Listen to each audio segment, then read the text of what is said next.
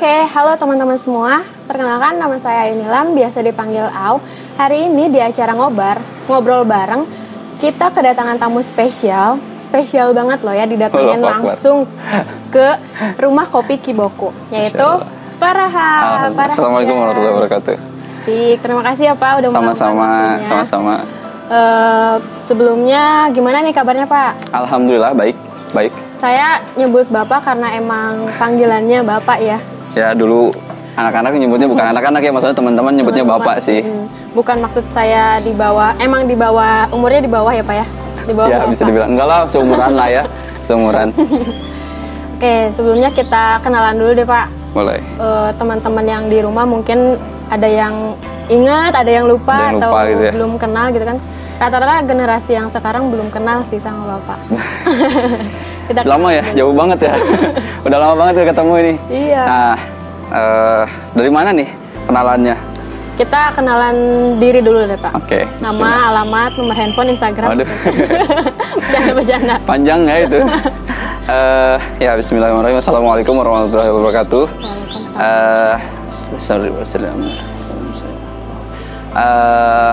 Pertama-tama mungkin teman-teman yang baru-baru nih belum kenal juga, sekalian perkenalan juga.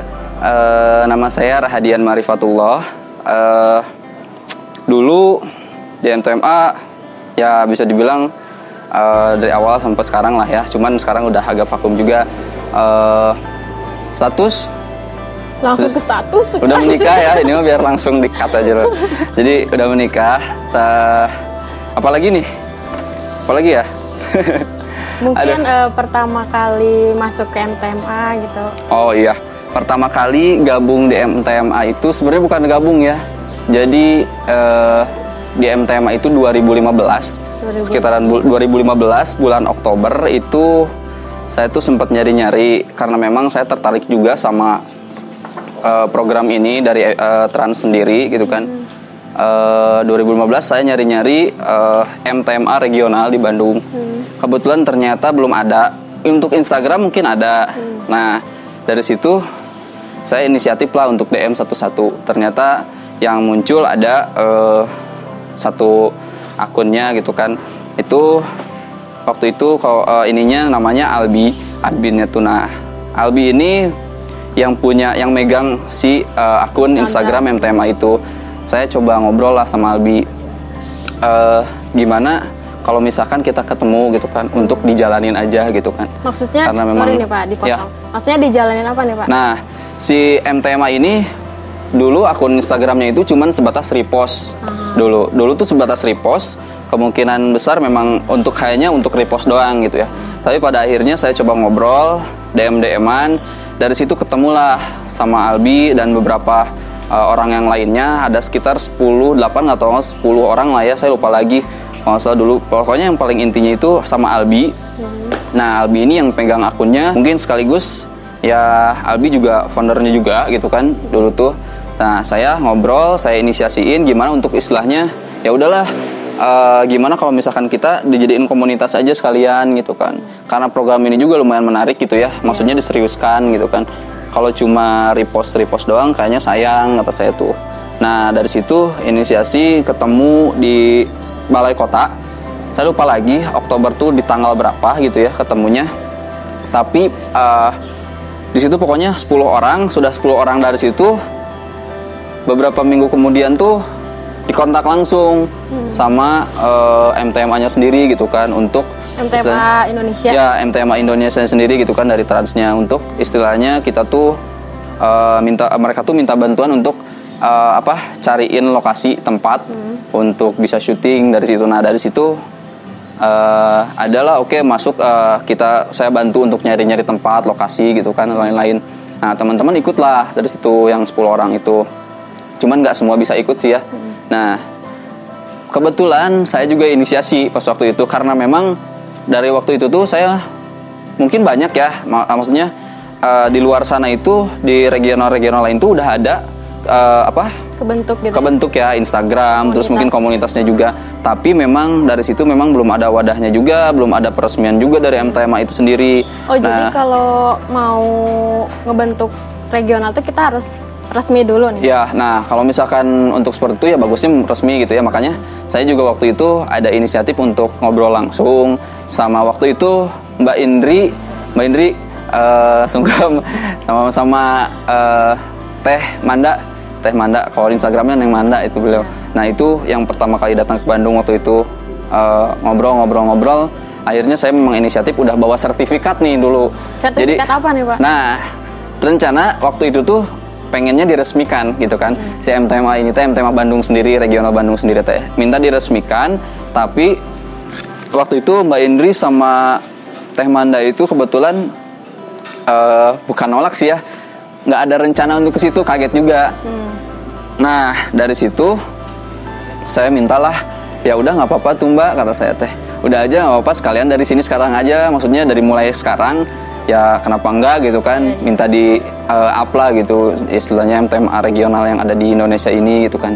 Nah khususnya Bandung kemarin waktu pertama kali saya, nah itu pertama kali saya minta diresmikan, saya udah bawa sertifikat juga, kaget. Nah Mbak Indri itu kaget sama Mbak Manda itu, Teh Manda itu kaget. Sertifikatnya itu dari mana sih Pak? Nah sertifikatnya waktu itu saya bikin sendiri, inisiatif lah bikin sendiri untuk diresmikan gitu ya komunitas regional Bandung ini tuh. Nah dari situ ditandatangan lah sama Mbak Indri kalau nggak salah, sama Marshall juga. Nah kebetulan waktu itu hostnya Bro Marshall sama Bro Rikas waktu itu. Nah 2015 itu pertama kali kita syuting, ngabantuin dari Transnya langsung untuk syuting. Berarti itu pertama kali ketemu ya? Itu pertama kali ketemu banget, dan saya masih ingat itu syutingnya di Sanghyang Heuleut. Nah itu pertama kali di situ, karena memang dulu memang sebelum ke situ emang udah pernah ke situ gitu kan, ke Sanghyang Heuleut. Jadi saya rekomendasiin tempat itu juga, dan alhamdulillah senang juga gitu kan. Sampai akhirnya syuting itu maghrib gitu ya kalau nggak salah, beres-beresnya maghrib. Di Sanghyang Heuleut beresnya maghrib, kita trekking tuh udah, trekking pulang tuh udah gelap juga. Jadi agak gimana ya, ya ada takutnya, tapi karena ramean gitu kan. Ya, alhamdulillah nggak ini juga gitu, nggak ada masalah apa-apa juga, karena kebetulan di guide juga waktu itu. Berarti waktu 2015 terus di Sanghyang Heuleut itu sekitar 10 orang ya? Sekitar enggak 10 orang sih sebenarnya. Foundernya. Cuman yang datang tuh pada intinya ada saya, ada beberapa teman juga yang ikut. Cuman ya itu yang paling intinya mah karena memang saya target ke situ juga bukan hanya untuk ketemu nemenin, tapi memang pengenlah diseriusin juga gitu kan, regional gitu ya. Legalitas lah bisa dibilang ya.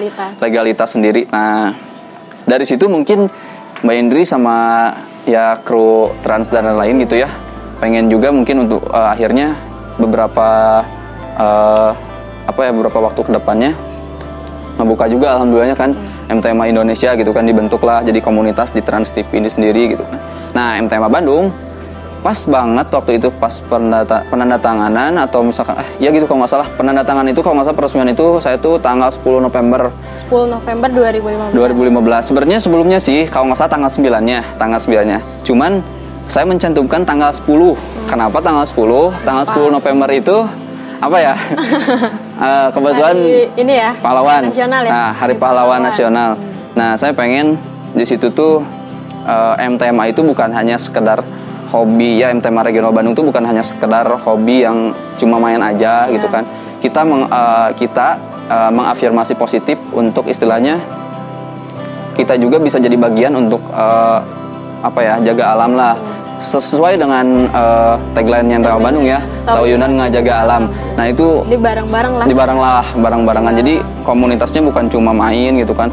Kan di luaran sana tuh orang-orang waktu awal-awal tuh ngelihat MTMA apa sih cuman main doang gitu kan, dijaganya enggak gitu kan, udah syuting katanya ini mah dari luar sana saya banyak dengeran banget ini mah main gitu kan, sampah masih tetap gini gitu kan, banyak gitu kan, masih buang sampah sembarangan. Nah dari situ saya merubah mindset itu. Kebetulan alhamdulillah kesini-sininya ketemu sama beberapa insan lah ya, orang-orang yang ya alhamdulillahnya satu misi juga gitu kan ke depannya. Kayak saya sempat waktu itu dikenalkan sama Mas Ali, terus ketemu sama Kang Pepep. Nah Kang Pepep ini dan beberapa renggan yang lainnya itu di Sadar Kawasan. Jadi memang kita juga aktif di situ di Sadar Kawasan. Alhamdulillah sampai sekarang masih ada hubungan lah baik dengan beliau-beliau. Untuk istilahnya kita juga ketika memasuki satu lokasi itu nggak cuma oke, masuk gitu kan, masuk foto dan lain viral gitu kan, nggak kayak gitu juga. Nah kan seringnya gitu ya. Iya. Nah tapi kita meng-cut itu semua gitu kan. Jadi saya juga sempat ngobrol batasan untuk istilahnya kita ke alam itu seperti apa aja gitu kan. Terus daerah-daerah yang tidak boleh dimasuki mana aja gitu kan. Ngobrol banyak dengan Kang Pepep, dengan teman-teman yang lainnya. Alhamdulillah ketemu gitu kan. Jadi kita juga alhamdulillah sampai sekarang masih terjalin dengan baik hubungannya. Berarti kita di MTMA itu nggak cuma sekedar main, foto-foto, konten gitu ya. Berarti ada ilmu pengetahuan juga. Ada ilmu pengetahuannya. Dulu juga kan sempat kita juga sharing gitu kan mengenai istilahnya teknik pendakian gitu kan seperti apa gitu kan. Kemudian juga manajemen perjalanan seperti apa gitu kan di MTMA itu sendiri. Yang paling saya ingat waktu itu adalah apalagi ya, waktu sama Kang Pepep itu ke satu kawasan itu kita ya ngehalau inilah istilahnya orang-orang yang sebenarnya tidak diperbolehkan untuk masuk ke area itu gitu kan. Nah itu juga, jadi saya mohon ke teman-teman MTMA Bandung nih ya, semoga ini masih terjalan dengan baik gitu kan, berjalan dengan baik, terus terjalin terus gitu kan hubungannya dengan Sadar Kawasan ini sendiri gitu ya. Jadi kita selalu tahu batasan untuk ke alam itu sendiri kayak gimana gitu kan.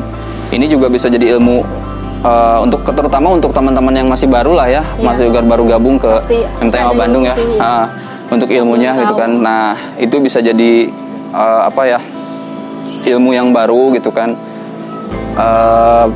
Kawasan-kawasan yang mana aja yang bisa dimasuki dan kawasan-kawasan mana aja yang nggak boleh dimasuki gitu kan oleh manusia gitu kan. Soalnya kan di Indonesia ini memang banyak cagar alam ya. Iya. Banyak cagar alam. Nah, tapi teman-teman juga belum tahu nih mana teman-teman aja, juga gitu kan. belum tahu kan mana aja gitu kan. Itu yang harus teman-teman pelajari juga gitu kan. Jangan hanya cuma tahu kita main oke lah gitu kan dan lain-lain gitu kan. Cuman kan kita juga tidak bisa seperti itu untuk masuk gitu aja gitu kan. Ya maaf kalau misalnya saya seorang muslim gitu ya, memang harus juga tahu batasan gitu kan. Kita kebersihan juga kan memang harus dijaga, bukan cuma muslim aja, itu mah semua udah general lah ya. Wajib dijaga gitu kan kebersihannya gitu kan. Buang sampah jangan sembarangan gitu kan. Apalagi ini nih yang sering rame-rame tuh ketika naik gunung. Naik gunung tuh enggak semua sampahnya ditinggalin gitu ya. Sampahnya ditinggalin di atas. Tapi alhamdulillah mungkin ya sekarang gunung-gunung udah menerapkan gitu ya. Ketika turun tuh kita harus udah bawa sampahnya kembali gitu kan. Ada penampungan sendiri lah ya. Alhamdulillah. Cuman mungkin tidak keseluruhan gunung seperti itu gitu kan. Tapi alhamdulillah itu untuk ininya mah. Tetap aja kalau sampah mah itu dari kesadaran diri sendiri. Itu mah kesadaran diri sendiri. Jadi nggak bisa kita untuk istilahnya gimana ya? Nggak perlu nyuruh-nyuruh lagi lah. Nggak perlu nyuruh-nyuruh lagi lah ya. Udah bisa naik gunung mah harusnya udah tahu lah ya. Kemudian bagusnya teman-teman yang gunung tuh, apalagi yang istilahnya baru-baru naik gunung tuh, ya pelajarilah ilmunya seperti apa gitu kan. Terutama untuk ke alam, ke gunung sendiri gitu kan. Nggak hanya gunung ini bagus, naik gitu kan, foto di repost pendaki cantik gitu kan, atau enggak pendaki lain-lain gitu ya. Kalau saya mah cuman ya sekedar untuk istilahnya ngadem gitu kan di gunung. Tapi memang kita harus punya batasan ketika di gunung itu gitu kan. Apa aja yang harus kita lakukan gitu kan, apa aja yang istilahnya tidak harus kita lakukan juga di gunung itu sendiri, tidak boleh dilakukan. Oke nih Pak, ngomong-ngomong tentang gunung nih ya Pak. Gunung mana aja sih yang udah didaki? Aduh, kayaknya udah aduh jauh banget itu mah. Pengalamannya wah. Terakhir kemarin yang paling berkesan, yang paling capek, dibilang capek, semua gunung sebenarnya capek. Tayu. Jadi kalau misalkan dibilang capek, sebenarnya semua gunung tuh capek Tayu. Tapi untuk kesan, saya sempet sama temen baru-baru ini sih, 12-13 Juni kemarin. Itu sebelum PPKM ya. Jadi saya 2021 Juni kemarin 12 sampai 13. Sempat alhamdulillah. Cuman itu memang karena kita bisa dibilang ekspedisi ya juga karena memang treknya panjang juga. Jadi untuk di Jawa Barat para tahu mungkin ya, Gunung Gede via Selabintana itu treknya lumayan juga, belum pacetnya karena kebetulan kemarin lagi musim hujan, penghujan gitu kan, musim penghujan. Jadi treknya lumayan ya licin-licin gimana lah ya, cuman nggak terlalu licin banget, gitu menantang. Itu trekking sekitar habis waktu, kita sebenarnya trekking tuh harusnya pagi, cuman karena pagi kita kan ngurusi maksi dan lain-lain ya. Iya.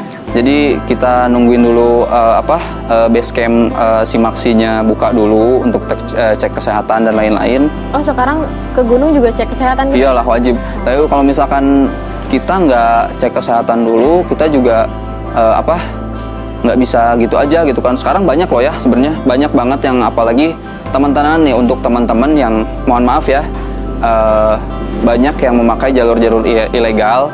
Itu kalau saya sarankan janganlah ya. Kemarin juga kebetulan pas banget di Gunung Gede juga ya, pas lagi PPKM masuk ke Gunung Gede gitu kan dengan ilegal kan, pada akhirnya ketangkap juga gitu kan. Ilegal itu berarti kita gimana itu Pak? Tidak jadi resmi. Enggak, jadi tidak resmi. Jadi nggak resmi itu mereka masuk entah lewat jalur mana ya, saya kurang tahu juga. Tapi nggak pakai simaksi, nggak ada surat sehatnya gitu kan. Ya itu wallahu alam sih saya seperti apa juga gitu ya. Cuman saya sarankan untuk tidak lah. Pertama, keuntungan kita simaksi. Nah, keuntungan simaksi itu kita tuh dapat asuransi. Ya, yang pertama perlu itu banget tuh ya, perlu banget lah. Kita ketika di atas gunung mau ngapa-ngapain kan, kalau misalkan ada sesuatu hal yang urgent, apalagi gunung sekarang tuh kan identitasnya dingin lah ya. Nah, ini yang khawatir itu hipo, apalagi yang baru-baru gitu kan. Itu pasti agak beresiko gitu kan.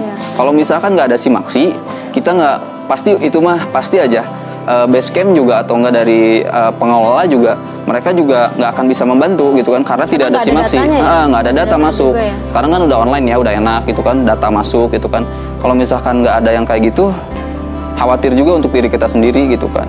Jadi was-was lah ya, lebih baiknya ada simaksi karena ada asuransi juga.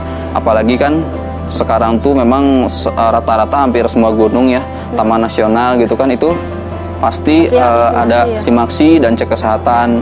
Kenapa cek kesehatan? Supaya ketika kita naik gunung tuh dalam kondisi yang fit dan sehat gitu kan, ya istilahnya biar nggak di jalan tuh nggak khawatir lah gitu. Tidak terjadi hal-hal yang nggak terjadi yang hal-hal yang tidak diinginkan. Meminimalisir lah Teh Ayu. Gimana lagi Teh Ayu? Minum dulu ya, punten lah, seruput dulu.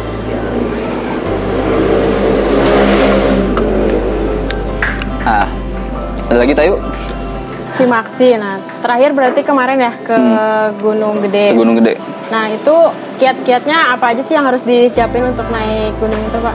Nah, untuk utamanya nih Gunung Gede ya, apalagi saya pilih Selabintana. Sekarang gitu kan pandemi ya. Nah, untuk pandemi teman-teman juga kangen gitu kan. Kangen lah ya. Nah, sekarang kan ada beberapa gunung yang sebenarnya untuk Taman Nasional beberapa banyak yang belum buka ya, karena memang sekarang lagi PPKM ya. Lagi PPKM. Nah, ya untuk kedepannya ya semoga yang naik gunung bisa itu tadi ya, ngurusi maksi itu gitu kan. Terus kalau bisa, kalau mau naik gunung cek kesehatan. Maksudnya cek kesehatan kita secara mandiri lah ya. Medical check up. Medical check up sendiri lah ya. Minimalnya kita itu mengecek diri kita sendiri tanpa harus untuk istilahnya ke klinik atau dan lain-lain ya. Bagusnya memang ke klinik ya. Puskesmas cuman mungkin ya. Puskesmas lah ya. Tapi ya kalau misalkan tidak bisa seperti itu, cek lagi diri kita sendirinya. Kita kuat apa enggak gitu kan. Bagusnya H-1 ketika keberangkatan, kita mau berangkat naik gunung gitu ya, bagusnya cek juga gitu kan, maksudnya kita bisa nggak nih untuk naik gunung gitu kan besok gitu kan. Di besoknya kalau misalkan kita mampu ya silahkan lanjutkan gitu, tapi kalau misalkan enggak jangan memaksakan nanti ya. Apalagi yang jauh-jauh ya kan, kalau misalkan yang jauh-jauh ketika udah sampai lokasi ternyata kondisi badan drop kan nggak bisa naik juga ya. Apalagi sekarang banyak yang lintas tuh, jadi kan trek naik di sini turun di sini gitu kan, itu kan agak beresiko juga nanti pulangnya kayak gimana, apalagi sendiri gitu kan. Itu yang jadi khawatir gitu. Nah, apalagi ya, Ayu? Jangan sendiri mungkin ya Pak ya? Nah, bagusnya mah Biasanya kan kalau mau naik ke gunung itu kan ada kayak open trip atau Open trip. Komunitas yang komunitas. ada ya. Nah, minimalnya kita jangan sendiri. Bagus-bagusnya memang minimal lah ya, minimal bertiga lah ya. Ada yang mungkin ada yang udah pernah ke sana, Nah, terus tahu jalurnya itu juga mungkin ya. tahu trek juga gitu kan. Ketika kita belum tahu trek gitu kan, itu justru yang lebih bahaya lagi kalau untuk trek-trek yang sekiranya memang lewat trek ini mah rame gitu ya, yang biasanya naik gitu suka kan. ada abis kesana tuh ada jalan setapak Nah, gitu ya. ada jalan setapak gitu kan. Nah, yang nggak tahu trek yang bahaya gitu kan. Tapi untuk gunung-gunung sekarang mah mungkin ya udah ramai juga gitu ya. Cuman untuk meminimalisir ya buat teman-teman di luar sana, semoga bisa jadi ini juga gitu kan. Ketika rame, bisa jadi pelajaran juga. Ketika rame ya tolong kebersihan itu yang pertama. Dijaga juga gitu ya, ketika naik gunung. Oke, ketika kita mau naik gunung dapat foto, iyalah dapat foto ya. pasti. Tapi minimal Kejar, kan? tapi minimal kita tahu juga gitu kan, naik gunung tuh bukan cuma dapat foto aja. Kalau misalkan dapat foto pada akhirnya dia sampah ditinggalkan di gunung, itu bahaya juga. Saya kemarin di Gunung Gede kejadian nih ya, itu tuh di alun-alun Surya Kencana, memang itu tuh luas banget lah ya. Saking luasnya memang kita juga nggak tahu ini berapa banyak orang yang di atasnya gitu kan.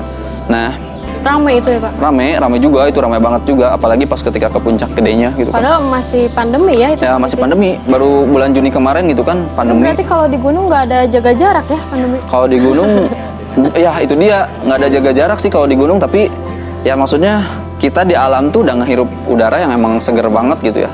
Terutama ya kalau misalkan untuk yang di Bandung mah, kita emang suasananya emang udah sejuk ya, enak ya, alhamdulillah. Tapi kemarin pas ke Gunung Gede harus ada swab rapid.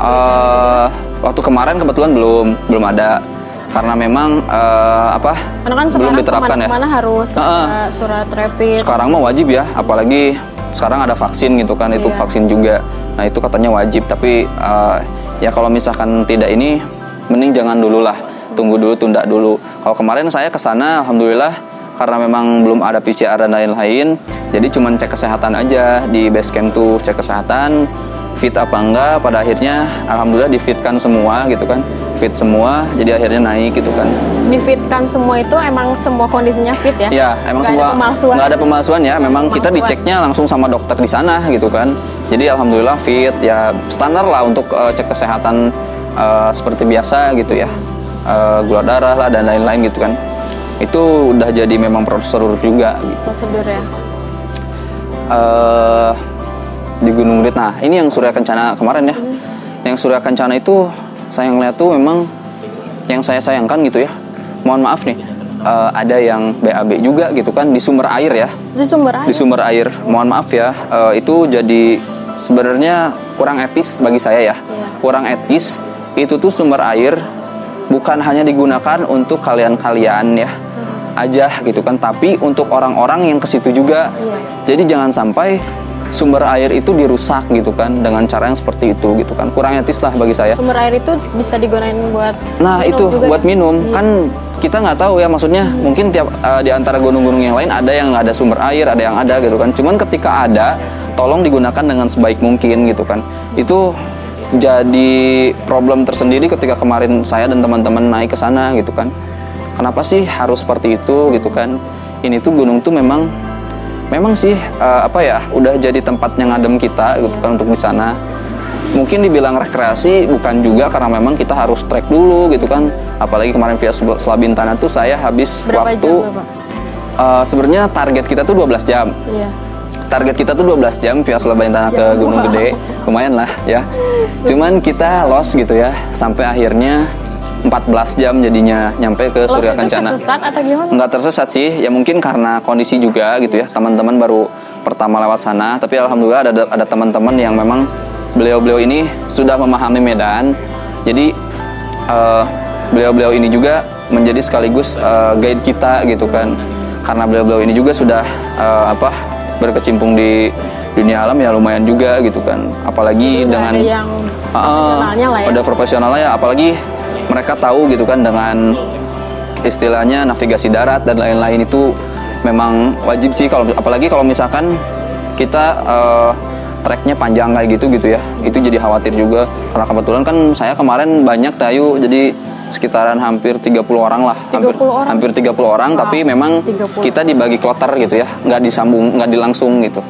Jadi di kloter, alhamdulillahnya ya alhamdulillah sehat sih semuanya, cuman ya memang pacet ya, itu mah udah jadi hukum alam sebenarnya kalau pacet tuh. Karena kondisi hujan ya? Kondisi hujan, memang jalurnya juga lembab, jadi memang teman-teman kalau untuk yang baru pertama kali gitu ya, apalagi trek ke gunungnya, apalagi ngelewatin trek-treknya yang memang lembab gitu kan, terus harus dipelajari treknya juga seperti apa gitu kan. Nah itu kiat-kiat persiapan yang harus disiapin menghadapi pacet itu gimana? Nah, menghadapi pacet sebenarnya nggak banyak sih ya. Jadi banyak orang sekarang tuh panik ketika ngedengar kata pacet di gunung gitu ya. Sebenarnya nggak harus panik juga. Kita menghindarinya satu, yang pertama nih ya, kalau punya kalau kita setelan gunung pastilah ya, nih sendal, jangan pakai sendal. Sekalipun itu adalah sendal gunung, kalau bisa jangan ya pas trekking. Ketika trekking itu janganlah. Tapi kalau misalkan untuk apa? Ketika di atas oke lah ya buka gitu kan pakai sendal untuk menghindari istilahnya. Tapi kalau trekkingnya mah jangan ya. Di trekkingnya mah kalau bisa jangan lah. Kalau di trekkingnya mah kalau bisa jangan. Tapi ini nih yang paling pentingnya pakai sepatu. Terus kalau misalkan melewati jalur yang pakai yang ada pacetnya, yang istilahnya rawan lah ya. Bukan cuma pacet aja mungkin ya. Kita kayak misalkan ada ular dan lain-lain gitu, kita nggak tahu ya. Alam bebas kita nggak tahu seperti apa. Jadi kalau bisa pakai getar untuk pelindung kaki ya, pakai getar. Terus kalau bisa lengannya panjang gitu kan, pakai kemeja yang panjang atau enggak sarung tangan juga gitu kan, itu yang lebih tertutup lah ya. Tertutup lah, kalau bisa. Kalau pakai APD bisa nggak sih Pak? APD. Sekarang pakai APD ya, zamannya ya. Tapi janganlah ya, maksudnya. Terus kalau bisa jangan pakai jeans.